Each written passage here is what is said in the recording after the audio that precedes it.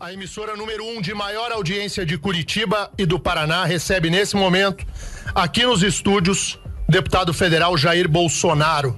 Deputado Bolsonaro, muito obrigado pela presença. Que dia para o senhor estar em Curitiba, hein, deputado? Um dia maravilhoso. É um ponto final de um projeto de poder onde nós brasileiros pagaríamos com a nossa liberdade. Deputado, o senhor veio fazer o que em Curitiba? Olha, eu venho a convidado do deputado Francisquini. Temos uma audiência pública na Assembleia Legislativa hoje sobre guardas municipais. Esse é o ponto principal. Paralelamente, estamos sempre à disposição de todos, como aqui, honrosamente estou aqui sendo entrevistado por você. Muito bem, o deputado Jair Bolsonaro está à disposição aqui, inclusive dos ouvintes da Jovem Pan, pelo WhatsApp 8504-5092, 8504-5092, código de área é o 41. Ontem, deputado Bolsonaro, nós anunciamos nas redes sociais aqui da Jovem Pan a sua presença. Explodiu o Facebook e o Twitter. Nós temos mais de 1000 perguntas encaminhadas ao senhor. Ontem, quando o senhor chegou aqui em Curitiba, parecia a recepção ao jogador de futebol no aeroporto Afonso Pena, tinha torcida organizada. O Palmeiras ganhou de 2-0 ontem. Então, mas deputado Bolsonaro, o senhor é uma figura bastante controversa. Longe de ser uma unanimidade. Tudo bem. E construiu boa parte da sua carreira política baseada justamente na polêmica que lhe caracteriza. Como pré-candidato a presidente da República em 2018, como o senhor vai responder aos ataques que recebe de todo lado? Como, por exemplo, que o senhor é homofóbico? Olha, eles não têm do que me acusar. Eu fui citado no mensalão pro Joaquim Barbosa e a imprensa não deu espaço nenhum para isso. Como o único parlamentar da base do governo que não foi comprado pelo PT. Fui citado pelo Youssef como um dos 3 parlamentares que não recebeu o dinheiro da Petrobras. Eu acho que isso não é virtude, é dever. E eu tenho uma linha, desde quando assumi a Câmara em 91, e não mudei essa linha. Sempre estive do lado da verdade. No passado o PT votava comigo, hoje é o PSDB. Então é sinal que eu não mudei. Deputado, sobre essa delação do Delcídio do Amaral, que foi tornada pública ontem pela revista Isto É, o senhor acha que reacendeu a possibilidade de impeachment da presidente Dilma? Eu acho que nós estamos aqui, o Brasil, né? Ou melhor, o PT está sentindo as dores do parto. E espero que isso vai nascer com toda certeza atravessado, mas é uma maneira de nós buscarmos expelir o corpo estranho da política brasileira, que é essa facção chamada PT. Isso eu não falo depois dessa operação, eu falo desde 91, quando eu cheguei à Câmara, onde o PT ainda era oposição. O plano diabólico deles de chegar ao poder na luta armada no passado continua pelo gancismo, depois que eles se criaram em 1980 e passaram a integrar o Foro de São Paulo em 1990. Então eu entendo que o que está em jogo no Brasil não é a questão de corrupção, que eu acho que é menor até perto da questão ideológica, ou seja, a roubalheira veio em cima de um projeto de poder para consegui-lo de forma absoluta e não mais sair daqui. E essas questões todas que vem acontecendo, eu dou graças a Deus por estar sendo feita dessa maneira, porque agora sim vislumbramos através da Justiça Federal, Ministério Público e Polícia Federal que nós passamos a partir de agora a ter uma certa garantia da nossa liberdade. Por que eu digo isso? Que pelo empobrecimento de todos, o governo nos levaria a uma situação pior que a Venezuela. Deputado, se nós estendêssemos uma régua entre direita e esquerda, onde o senhor se localiza nessa régua ideológica? Próxima à direita. Quem porventura teme ou não concorda com o termo direita, eu sou completamente oposto à esquerda nos vários temas, como por exemplo redução da morosidade penal, penas mais duras para condenados, a questão do mercado externo, nós devemos fugir do viés ideológico, o desarmamento também. O governo do PT não desarmou o povo brasileiro pensando em segurança, porque deixou todos os bandidos armados e hoje nós não temos segurança sequer dentro de casa. Mas a questão do desarmamento, repito, é uma maneira de tornar o povo simplesmente inerte numa possibilidade de tomada de poder absoluto. Então a questão direita e esquerda eu estou do outro lado, né? A questão quando se fala em agronegócio, podemos ser favoráveis à indústria das demarcações em terras indígenas? O Brasil pode continuar, por exemplo, dependente do potássio da Rússia, quando nós temos uma extensa mina aqui no Rio Amazonas e não pode ser explorada por falta de licença ambiental ou por estar localizado em terra indígena? MST é uma facção criminosa. O MST é o exército do PT. Isso nós temos que combater. Não me entender? Se isso é ser de direita, e também defender a família, já que você falou a palavra homofobia agora há pouco, é defender a família. Eu não sou homofóbico, a minha briga é contra o material escolar. E olha só, estou na frente, eu sei que ninguém vai poder ouvir aqui que estamos numa rádio, né? Tem sim, deputado. Opa. A Jovem Pan, nesse momento, também é transmitida através dos seus canais pela internet. As informações que eu tenho pelo Brasil, que este livro que tem 8 meses foi colocado no mercado, não chegou no Brasil ainda. O livro do Mujica, que é integrante do Foro de São Paulo, ele é bem claro aqui que a senhora Dilma Rousseff toma decisões de Estado dentro do Palácio do Planalto, ouvindo as inteligências cubana e venezuelana. Ninguém duvida da amizade íntima de Dilma, Lula e Mujica, entre tantos outros aqui do Foro de São Paulo. Assim está o nosso Brasil. É uma questão ideológica gravíssima, no meu entender, muito mais grave que a própria corrupção. Bom, deputado, eu vou fazer algumas perguntas dos ouvintes. São algumas delas perguntas bastante provocativas e muito inteligentes. Por exemplo, o Gabriel Moreira, nosso ouvinte, diz o seguinte: deputado, nós somos bombardeados constantemente por declarações polêmicas suas, ainda mais quando o assunto é diversidade sexual e de gênero. E aí ele disse o seguinte, que o senhor sempre fala que ser gay é uma escolha. Ele pergunta para o senhor quando que o senhor decidiu ser heterossexual. É uma questão de natureza biológica. Se não fosse hétero, se não tivesse alguém hétero, esse garoto que se declara homossexual não teria nascido. Agora, a minha briga, Gabriel, não é com o homossexual, é com o material escolar. Eu duvido qual pai, qual mãe quer que seu filho tenha acesso, por exemplo, nas escolas, a filmes onde 2 meninas se beijam. Filmes que eu tenho comigo em Brasília, patrocinados pelo MEC, com dinheiro público. Nós não podemos admitir isso aí. Como não podemos admitir também a questão de você passar filmes na escola de lutadores de MMA pra garotada de 6 anos de idade, porque no intervalo vai fazer isso, vai brigar. A questão desses filmes é a mesma coisa. Ficou conhecido na época como kit gay. Nós combatemos isso aí, mas infelizmente nós ganhamos em parte a guerra. O governo, em conta-gotas, tem colocado isso na escola. E agora, mais ainda, Gabriel, a questão do sexo hétero, através de livros patrocinados pelo MEC também, estimulando precocemente as nossas crianças a partirem para a sua liberação sexual. Não podemos admitir isso aí. Ô, Gabriel, a situação da economia do Brasil como está, nem homo nem hétero poderá ser feliz. Então vamos tirar fora esse estigma, esta sanha que existe, como se eu ou mais pessoas fossem contra o teu comportamento ou como você nasceu. Não me interessa aí, vá ser feliz da maneira que você bem entender. Agora, não podemos admitir na escola que as nossas crianças sejam estimuladas a serem homossexuais por cartilhas do MEC que erroneamente dizem que estão combatendo uma homofobia. Muito bem, para você que ligou a Jovem Pan agora no estado do Paraná, hoje nós estamos recebendo aqui nos nossos estúdios em Curitiba o deputado federal Jair Bolsonaro, é pré-candidato a presidente da República pelo PSC agora, né, deputado? O senhor trocou de partido? Olha, não, troquei de partido porque não tinha clima no meu partido, o PP, para poder participar do tabuleiro político em 2018. Eu não sou candidato a nada. O meu presidente do partido, o pastor Everaldo, que lançou-me como candidato. Se bem que as pesquisas estão aprontando agora, as últimas, né, do Paraná pesquisa, em torno de 8% a extensão de voto. Para quem nunca foi governador, prefeito ou candidato a um cargo majoritário, qualquer não me entender, desculpa aqui, modéstia à parte, realmente é um fenômeno. Muito bem. 7h15, 7h15, você ouve o Rick Notícias Pan aqui na Rede Jovem Pan. Como é que está o nosso WhatsApp aí, Terribas? O nosso WhatsApp começa a participar bastante, mas as perguntas, na verdade, assim, como o senhor é um candidato, o senhor é um deputado muito polêmico, todas as declarações geralmente são polêmicas, a gente quer saber, ontem a gente levantou uma bola aqui no nosso WhatsApp, que a questão era dos direitos humanos. O senhor, no caso, assumisse possivelmente a presidência da República, o senhor acabaria com os direitos humanos? Qual a medida seria em relação aos direitos humanos? É muito fácil, nenhum centavo para ONGs que defendem os direitos humanos. Este pessoal defende direito de bandidos, nada a mais além disso. Isso é a voz do povo, não sou eu que estou falando.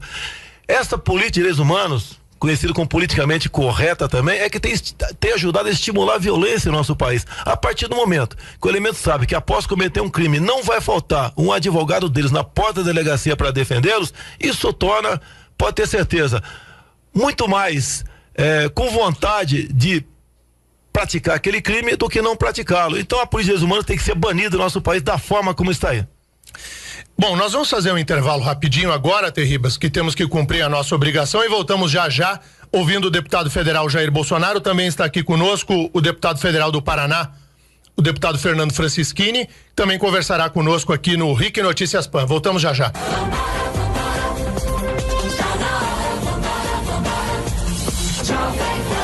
RIC Notícias PAN. Apresentação Denian Couto. 7h19, RIC Notícias PAN, ao vivo para a rede Jovem Pan no estado do Paraná, Jovem Pan Curitiba, Jovem Pan Cascavel, Jovem Pan Foz do Iguaçu, Jovem Pan Ponta Grossa, a maior audiência do rádio. Hoje é um dia em que nós recebemos aqui nos nossos estúdios o deputado federal Jair Bolsonaro, e justamente nesse dia em que a Polícia Federal, para você que ligou o rádio agora, a Polícia Federal realiza neste momento a 24ª fase da Operação Lava Jato, cumpre mandados de busca e apreensão no prédio do ex-presidente Luiz Inácio Lula da Silva e do filho dele, o Fábio Luiz Lula da Silva, o Lulinha. Também há cumprimentos de mandados de busca e apreensão no Instituto Lula e na sede da Odebrecht. São 200 agentes da Polícia Federal e 30 auditores da Receita Federal que cumprem 44 mandados em São Paulo, no Rio de Janeiro e no estado da Bahia. Há também um mandado de condução coercitiva do ex-presidente Luiz Inácio Lula da Silva, que será cumprido pela Polícia Federal, e ele será trazido à sede da PF aqui em Curitiba. Nesse contexto, nós recebemos o deputado Jair Bolsonaro. Guilherme Rivaroli está aqui conosco, e a sua pergunta, Riva, bom dia. Bom dia para você, Denian, bom dia a todos, ao deputado Jair Bolsonaro, ao deputado Francischini que está aqui também. Daqui a pouco o deputado Bolsonaro vai estar no Paraná no ar também, dentro do quadro 8 em ponto. Deputado Eduardo Bolsonaro, filho do deputado Jair Bolsonaro, também aqui conosco. Opa, tá aí o deputado, bom também, vamos falar. Oriundo da Polícia Federal. Bom, deputado, a minha pergunta, na verdade, ela apareceu já lá, dentro dos estúdios da RIC TV Record. Falam um pouquinho sobre intolerância, na linha da intolerância, a mãe do radicalismo. Como é que o senhor posiciona diante de gays, lésbicas, simpatizantes, transexuais e travestis? Como é que é o seu posicionamento diante dessa comunidade? Bom dia, deputado. Bom dia, eu cheguei ao Congresso em 1991. Essa polêmica começou em 2011, porque em 2010 eu descobri aquele material escolar chamado kit gay. Ou seja, o governo, a título de combater a homofobia, queria inundar as escolas do ensino fundamental, ou seja, para criancinhas a partir de 6 anos de idade, com livros, cartazes e filmes, por exemplo, de 2 meninas se beijando ou homens namorando. Isso daí nenhum pai pode admitir isso. Escola não é lugar de você ter acesso a esse tipo de material. E sem argumentos para poder me atacar naquele momento que eu estava defendendo as criancinhas, me rotularam de homofóbico. Quem não tem um parente ou amigo gay? Aqui, com toda certeza, deve ter alguém aqui, pelo quê? Diz que todo lugar que tem 10, tem 1 ou 2 que seja. Eu não tenho nada a ver com isso. E aqui então, no estúdio tem umas 12 pessoas aqui, né? Acho que não. A expectativa eu não sou especialista, eu não posso apontar o dedo pra ninguém aqui. A expectativa é essa, 20% da comunidade geral é gay. O Brasil tem questões seríssimas para ser resolvidas, seríssimas na economia, na própria educação. Eu acho que esse tema, ele tá já ultrapassado, no meu entender. É uma forma de tentar me agredir, me atacar e me desacreditar. Não conseguiram até agora, não vão conseguir. Por favor, quem está nessa linha, procure outra, que essa já era. O senhor nem é higienista e nem tampouco sexista. Vamos deixar isso claro. Eu nem sei o que é isso, desculpa minha sinceridade, aqui não me preocupo com isso, minha preocupação é com o bem-estar de todos. Todos nós, homo, héteros, brancos, negros, índios, rico, pobre, nós todos somos iguais aqui e devemos, a partir desse princípio, buscar um Brasil melhor para todos. Bruno Miller, bom dia. Bom dia, Denian. Bom dia, deputado Bolsonaro. A gente tem uma pergunta aqui do ouvinte, Paulo Almeida Prado. Ele está perguntando sobre economia. Ele gostaria de saber, explique a sua posição sobre economia, deputado. O senhor é a favor do Estado mínimo, da privatização de estatais, de menos impostos? Como podemos incentivar o empreendedorismo no Brasil? Primeiro, se você incentiva, não atrapalhando. Você pode ver na mensagem inicial desse ano da senhora Presidente da República, que ela foi ao Congresso e a leu, ela falou, por exemplo, em agora o Brasil abrir-se ao bilateralismo e citou vários países e propositadamente, no meu entender, deixou de fora a maior economia do mundo. Não falou em incrementar melhor a nossa economia com os Estados Unidos. É uma presidência, pode ver, que no tocante ao Estado de Israel, negou-se a receber as credenciais do embaixador indicado por Israel. Qual é que política econômica nós podemos ter? Aí está a base de tudo. Uma política econômica voltada basicamente por questões ideológicas. No mais, nós temos um exemplo, que na economia sempre tem exemplo. Temos um bom exemplo agora da Argentina com o Macri, quando, por exemplo, ele suspendeu as barreiras alfandegárias para exportação de produtos agrícolas. O povo foi para o campo plantar e a Argentina está num caminho já ascendente, nós ainda estamos na descendente. O Estado tem que ser diminuído. Porque o Estado é a favor, por exemplo, da privatização da Petrobras, deputado? Olha, primeiro você deve despetizá-la, porque pelo preço que ela valeria hoje em dia, desculpa aqui, não é uma brincadeira, talvez nós dois pudéssemos comprá-la. Então nós não podemos abrir mão de um patrimônio numa situação de extrema baixa da Petrobras. Você não pode vender na baixa, tem que se segurar um pouquinho mais, tá ok? Mais tarde, com toda certeza, você pode pensar numa possível privatização da Petrobras. Essa polêmica lá sobre a abertura, uma mudança nas regras do pré-sal que o Senado aprovou, o senhor é favorável? Plenamente favorável. Uma proposta do Serra, do PSDB, o que o Serra está tentando aqui, que a posição do Senado agora vai para a Câmara. Qualquer investimento na questão de prospecção de petróleo, a Petrobras teria que entrar com 30%. E a Petrobras está endividada, está com uma dívida próxima meio trilhão de reais. Então não temos como simplesmente a exploração de petróleo dessa forma não será feita por empresa nenhuma de fora, porque a Petrobras não tem a contrapartida de 30%. Então é um bom caminho para nós aqui tentarmos explorar o petróleo especial do pré-sal, apesar de estar valendo $30, né? E para você tirar um barril de petróleo do fundo do mar hoje em dia está na casa de $60. Tem uma pergunta muito interessante da ouvinte Mariá. Ela faz a seguinte questão: senhora não acha que é incompatível a função de pastor com a de político? Nenhum. Todos nós brasileiros, tá, que a nossa vida passa por decisões do Congresso Nacional, das Assembleias Legislativas e das câmaras municipais, tá ok? O imposto, quando ele é criado, todos nós pagamos, sejamos cristãos ou ateus. Não tem nada a ver. Ou alguém acha que devemos deixar a política apenas na mão dos ateus. Os ateus têm seu papel importante também dentro do Congresso, tá ok? Não há discriminação entre nós lá dentro. Então, todos têm que participar da política. Deputado, com o risco de microcefalia em bebês com grávidas que têm o Zika vírus e a chikungunya, muito tem se comentado sobre a possibilidade de aborto nesses casos. O senhor é a favor ou contra o aborto nesses casos? Olha, hoje em dia você tem um aborto em 3 casos, né? A anencefalia, o estupro e risco de morte da mãe. Eu fico por aí. Se depender do meu voto, ampliar o leque do aborto, não o terá. Se bem que no tocante à questão da anencefalia, quem decidiu não foi o Congresso, foi o Supremo Tribunal Federal.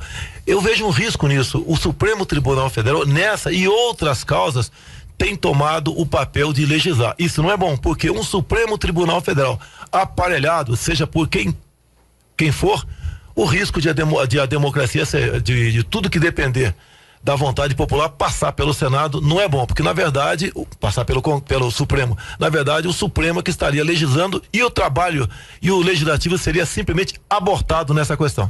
Deixa eu voltar ao tema dos direitos humanos, deputado Bolsonaro. O senhor disse que se eventualmente concorrer e vencesse uma eleição presidencial, o senhor cortaria todo e qualquer dinheiro para as ONGs que trabalham na defesa dos direitos humanos. Sim. Por quê? Explique melhor essa questão. Porque as ONGs, ao contrário do que o senso comum pensa, elas não operam apenas na questão da defesa de quem está condenado e cumpre pena em masmorras, como é a realidade brasileira. Porque explique melhor essa questão de se cortar o dinheiro na atenção aos direitos humanos. Olha, se é não governamental, não tem que ter dinheiro do governo. Eu parto desse princípio. Há pouco tempo discuti com um juiz chamado Ciro Darlan, que é o papa da defesa de menores aqui no Brasil. Por exemplo, pegamos uma ONG, na qual ele tinha conhecimento da existência dessa ONG, como tantas outras, que, por exemplo, destinou há 2 anos 4 milhões de reais de modo que uma família de um caso conhecido como João Hélio, ou seja, aquele garoto que foi arrastado num carro e morto no Rio de Janeiro. Então esse moleque era menor de idade, após a sua maioridade, ele acabou indo morar na Suíça, porque estava se sentindo ameaçado em nosso país. Ou seja, um canalha, me desculpe o termo, que comete um ato bárbaro desse, arrasta por 10 quilômetros uma criança amarrada num cinto de segurança do lado de fora do carro. Chega-se lá aos pedaços. E agora ele passa a ter o apoio da sociedade com 4 milhões de reais. E a família do João Hélio nunca teve uma visita sequer de um desses integrantes dessas ONGs. Então, esse é um exemplo claro, não é uma exceção. Claro, de que não é essa política de direitos humanos que nós devemos adotar em nosso país. O nome Jair Bolsonaro carrega, junto com o seu nome, digamos assim, o senhor tem duelos muito particulares lá no Congresso Nacional, sobretudo na Câmara, com 2 personagens da política do outro lado, que fazem um enfrentamento à sua posição ideológica. Sobretudo os deputados Jean Willis e Maria do Rosário. No que toca a deputada Maria do Rosário, o senhor teve uma briga que foi feia, inclusive televisionada. O senhor chamou a deputada de vagabunda. Sim, chamei. O senhor se arrepende desse... Negativo. Aquele embate no Salão Verde, no qual fui convidado pela Rede TV, era para discutirmos um caso chamado Champinha. Ou seja, esse menor com mais 4 outros marginais surpreenderam um casal de namorados que estava acampado numa região rural de São Paulo, executaram o namorado de uma menina chamado Felipe Café, com um tiro na nuca, e por 5 dias consecutivos, estes 5 marginais estupraram em rodízio a Liana Fredenbach, 16 anos de idade. E no último dia, o menor Champinha simplesmente decapitou a Liana Fredenbach. E a discussão no Salão Verde era sobre a redução da maioridade penal. Logicamente, eu defendendo a redução, porque até tinha proposta nesse sentido, e a Maria do Rosário contrária. Ela perdeu os argumentos e ela me chamou de estuprador, daí aquele toco que eu dei nela, que você bem disse agora no ar. Então foi uma ação reversa em defesa das mulheres estupradas em nosso país. Inclusive, nós votamos no ano passado a PEC da redução da maioridade penal, que previa punir estupradores como se mal fosse. Estupradores de 16, 17 anos. E a senhora Maria do Rosário votou contra essa PEC. Ou seja, estupradores de 16, 17 anos pode continuar estuprando à vontade, que a titia Maria do Rosário está no Congresso para defendê-la, para defendê-lo. Quem está com a razão? Eu ou ela? Agora lá é local de debate mesmo. E alto ou baixo nível. E com o Jean Willis, deputado? Ele tem um projeto na Câmara que eu encerro o programa, poderia encerrar a participação desse nome aqui. Ele tem um projeto na Câmara, juntamente com a deputada Érica Cocai, do PT, que está e sempre esteve na Comissão de Direitos Humanos, que permite um menino de 12 anos de idade, caso se sinta gay, fazer a devida cirurgia de mudança de sexo sem a autorização dos pais. Dá para continuar discutindo sobre as propostas desse tal Jean Willis? Não dá, simplesmente não dá para conversar com essa pessoa. Eu não tenho problemas com ele, eu tenho problema com as suas ideias. São 7h31, 7h31. Você está ouvindo a Jovem Pan, que hoje recebe aqui nos estúdios o deputado federal Jair Bolsonaro, que está em Curitiba, veio a convite, vai participar de um encontro com pastores evangélicos daqui a pouco e depois dará uma palestra na Assembleia Legislativa. Deputado Jair Bolsonaro, as perguntas são de todo jeito, toda maneira. E dentre elas tem uma da Tice Lourenço. Ela diz que o senhor é o único deputado que não tem o rabo preso. Eu gostaria de estender essa... Diferentemente daquele outro deputado do BBB, tá ok? Mas eu gostaria de estender essa questão que a ouvinte fala aqui no seguinte ponto. Como que o senhor olha hoje para o Congresso Nacional, que o senhor ocupa uma cadeira lá? O Congresso Nacional é um lugar de bandidos, como quer fazer crer a nossa ouvinte, e o senhor é a exceção, pelo que diz a nossa ouvinte? Não sou exceção. Ou aquele é um ambiente que é mal interpretado pela sociedade? Lá não tem santo lá dentro. Não vou dizer que são todos bandidos, mas santo não tem. Nenhum? Não, santo não tem, acho que nem aqui na tua emissora, tá ok? Então nós somos pecadores. Quem é cristão sabe que nós somos pecadores, tá ok? Verdade. Nós pecamos até no pensamento. Somos miseráveis pecadores, todos nós. Nós pecamos até no pensamento. Tá vendo que você tá com uma aliança na mão esquerda igual eu, então nós pecamos igual um outro qualquer, né? Agora nós representamos o povo brasileiro. Então lá tem tudo lá dentro, tudo para se imaginar. Até esse deputado aí, o ex-BBB, que teve 140 mil votos no Rio de Janeiro. O que eu vejo dentro do Congresso é a omissão de muitos, talvez por vergonha ou por falta de ter uma melhor oratória. Eu também não tenho, concordo com isso aí. E enfrentar os problemas, como por exemplo, nós agora estamos enfrentando, o Francisquinho está do nosso lado, tem aqui meu filho Eduardo Bolsonaro e tantos outros. Nós vamos, se Deus quiser, aprovar a urgência e talvez aprovar o projeto, um projeto de lei a semana que vem, de autoria de 3 parlamentares, que permite a distribuição da fosfoetanolamina sintética para aqueles pacientes que estão em estado terminal no seu câncer. Nós não podemos esperar a boa vontade da Anvisa, que muitas vezes, eu não vou afirmar agora, né, está nas mãos de grupos políticos, como quase todo o governo está refém de grupos políticos. Então essas decisões que você tem que tomar, e não estou recebendo crítica de quase ninguém. Não queremos, por exemplo, substituir a Anvisa, mas queremos dar o direito àquelas pessoas que já estão desenganadas, tentar aí essa pílula milagrosa chamada pílula do câncer ou a fosfoetanolamina. Então essas questões aqui, muitas vezes o Congresso, o grupo de parlamentares não tomam a frente nisso. Tem um projeto mais antigo nisso, de setembro do ano passado, mas o deputado que apresentou o projeto, que é muito fácil você apresentar o projeto. É tão fácil quanto fazer um filho, pode ter certeza. O duro é criar aquele filho e botar aquele projeto para frente.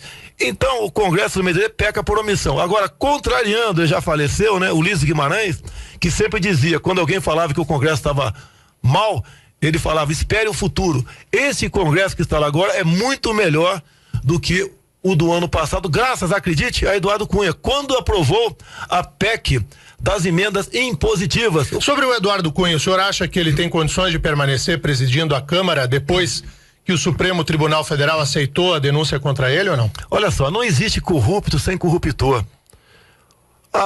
Essa questão da Petrobras não foi um grupo de parlamentares que resolveu ir para lá assaltá-la. Lula e Dilma pegou um grupo de parlamentares e falou o seguinte: a Petrobras é de vocês, desde que vocês votem comigo dentro da Câmara e do Senado. E assim foi feito ao longo de muito tempo, até que essa roubalheira aí tornou-se pública. Diga uma coisa, eu fui o único parlamentar que apresentou aí um pedido de impeachment contra a senhora Dilma Rousseff. E baseado num artigo da Constituição e no inciso, né, que ninguém toca nesse assunto. Tá lá no artigo 85 da Constituição. Incorre em crime de responsabilidade o presidente que interferir nos trabalhos do legislativo. E essa interferência foi clara. O Francisquini aqui, com toda certeza, me apoia. Como foi essa interferência? Comprando votos. Voto comprado não é democracia.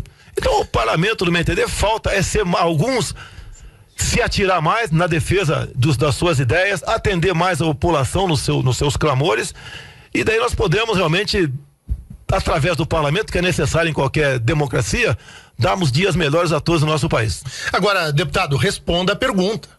A pergunta que eu lhe fiz é uma pergunta objetiva. Sim.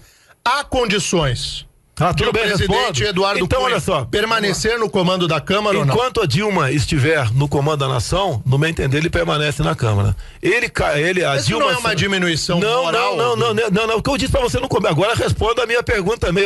No começo eu te respondi. Não existe corrupto sem corruptor. Quem é mais bandido? Quem entrega a chave para aquela pessoa entrar naquele domicílio e executá-la? Né? Quem é mais bandido? O executor ou quem entregou a chave? O mentor do crime. O mentor do crime é Dilma Rousseff e Lula. O senhor defende, sabidamente, e toda a população brasileira sabe, o senhor é defensor do impeachment da presidente Dilma Rousseff.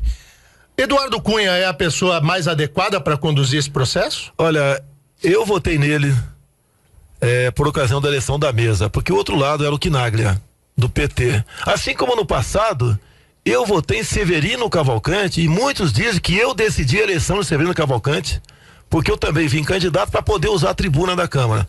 E o Severino Cavalcante, depois, ele renunciou ao seu mandato, por uma questão lá de pegar 10 mil reais no restaurante da Câmara.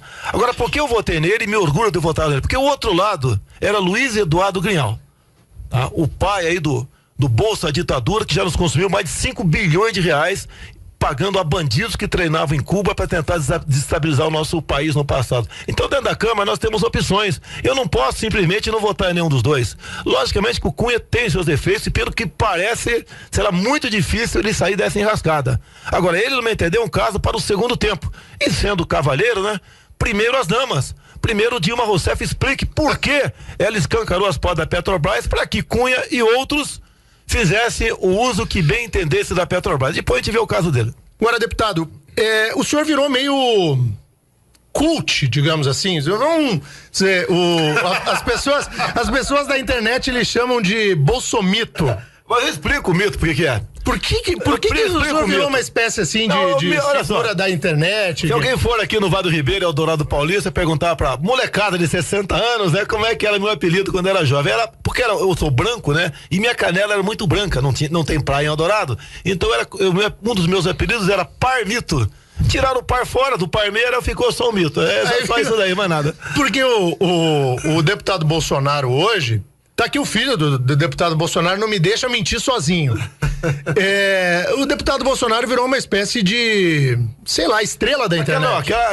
Quando você vai no zoológico... Os seus vídeos no YouTube, por exemplo, ontem nós montamos uma chamada para rodar no nosso Facebook aqui. Sei lá quantos vídeos tem, inclusive compilações que dizem assim, o melhor de Bolsonaro. Então, as pessoas selecionam e se utilizam muito da rede social. Até que ponto o senhor acha que a rede social pode alavancar uma eventual candidatura sua? A rede social não vai alavancar, vai decidir as eleições de 2018. Pode ter certeza disso daí. Quando eu falo numa candidatura minha, e alguns falam sobre doações, eu falei, não aceito. Assim como eu não aceitei o depósito de R$200 mil na minha conta da JBS Friboi em 2014. Um assessor meu descobriu isso, graças a Deus, no mesmo dia, nós devolvemos o dinheiro.